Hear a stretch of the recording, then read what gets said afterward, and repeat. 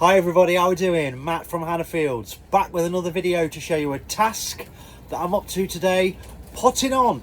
It's something that we tend to do as we get into March and April, us growers. We sort of germinate seeds in bulk like this, and then what we do is we separate them into individual plants and plant them in individual pots, and that is called potting on. So basically it's germinated, it's ready for its own little space to grow in. It's outgrowing the space it's been germinated in, and it's ready to go on to its next phase. So I've got chilies and peppers.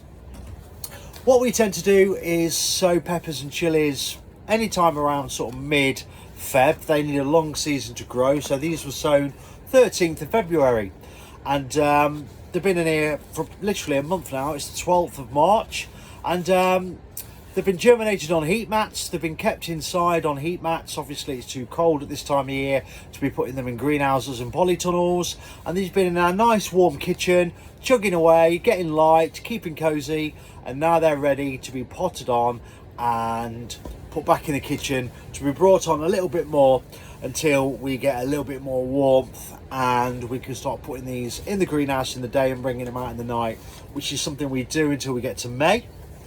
We find that planting these out in May, sort of mid-May time, is perfect for us in our particular climate.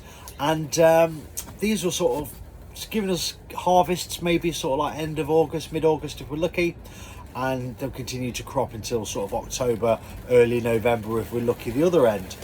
So in terms of potting on, well, how do we do that? So I will take our chilies first, and all I simply do is take a pencil and I gently prise out each individual plant like so. A little bit of soil, a little bit of root structure, and all I simply do is take my pot that I'm potting on with.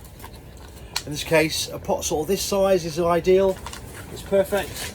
You don't have to go too big on the pots. I find that what you'll probably end up doing is potting it on in a pot like this, and then maybe a month or so before you put it in its final position to grow, you'll be potting on it again into something more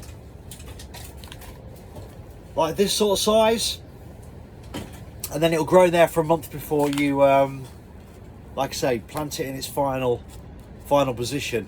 So all I'm doing is simply filling a pot full of compost. Make sure it's nice and compact. We don't want any air pockets in there. It's tougher for the water to stay in and the root structure to form if we leave too many gaps, too much looseness. So once I've filled it, I'm putting a hole in the middle. I pick up the plant. Always pick it up by the leaf, never by the stem, because if the stem snaps, your plant's gone. But if a plant loses a leaf, it can continue to grow. So all I do with this is plonk it in the hole there like that, and then tuck it in.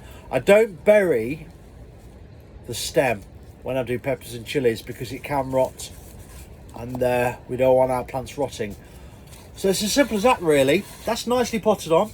I'll give that some water, and what I'll do is put these in a nice big tray, and then continue to grow them at home, like I say, until May time.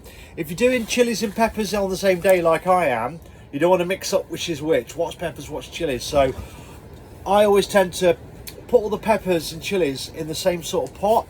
So for instance, I've decided now obviously that these chilies are going in these pots, but in these sort of square black ones I'll be putting my pepper plants in, just so I can know the difference. So just a little tip in terms of knowing what's what, because as they grow pretty identical and it's easy to get mixed up.